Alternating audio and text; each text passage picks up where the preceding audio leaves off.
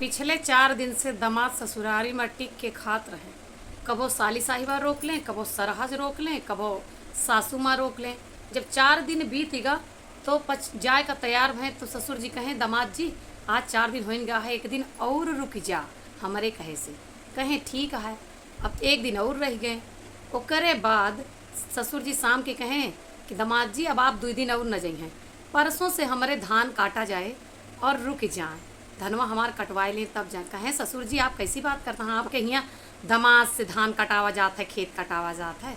कहें तो का हो गया, पिछले 4 दिन से टिक के जब लीलत रहा तब ना जनान कि हम दामाद है, हमका ससुरारी में 2-4 घंटा 1-2 दिन रहे चाहिए।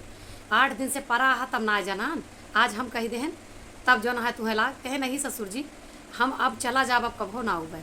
तो कहें हाँ हाँ ठीक है। हमरे न पीछे से श्रीमती जी कहत यहाँ कि तोहार इतनी मजाल हमारे बाप से जबान लड़ौगा, चले जा यहाँ शकल न दिखाए कौन